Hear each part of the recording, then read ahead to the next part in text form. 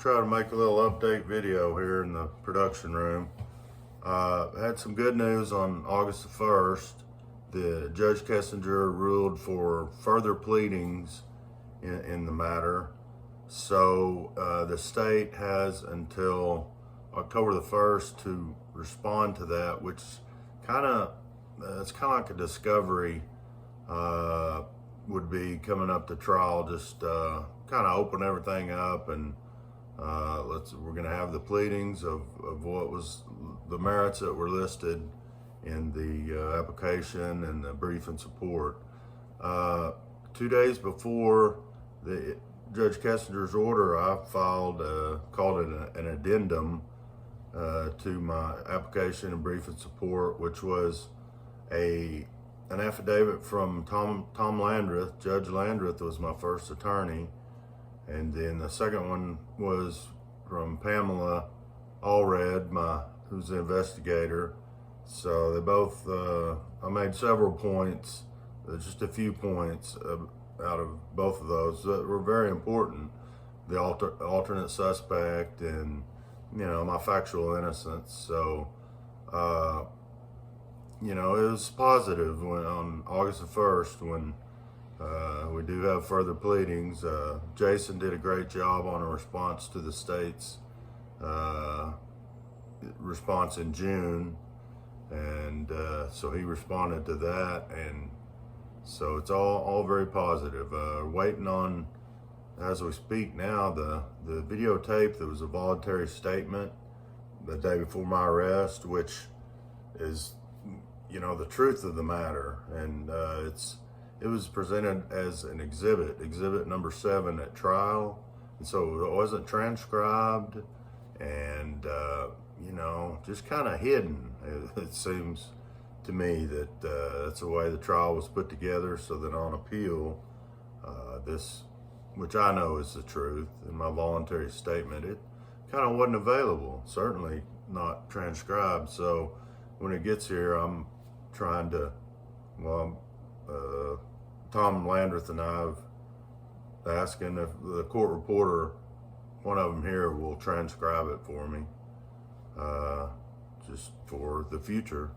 So doing what I also made a timeline, just a numbered timeline of just what it is, so you could go and say, okay, now when did this happen, because it's so confusing.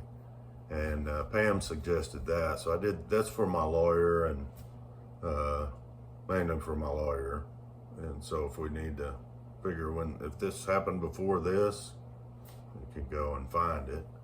And I'm just trying to create understanding when we get into the courtroom. And I'm going to use colored props. So there are keys, shape of a key on colored paper, which some key points, which one's a video. The other one is how I was unaware the entire time until after my arrest that evening, when Tom Landreth came back after talking with Bill Peterson, and the arrest day was almost over, and then he told me about all of her story.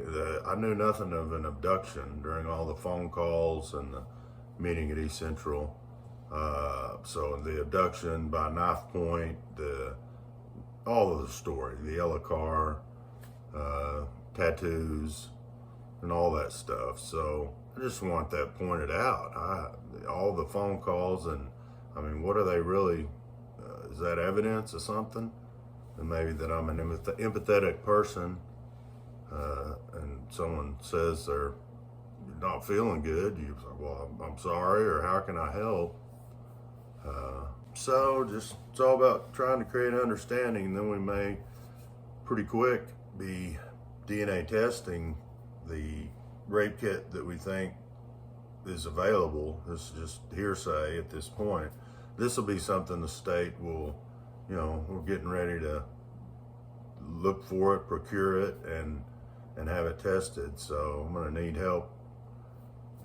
It's just, we just got to keep going.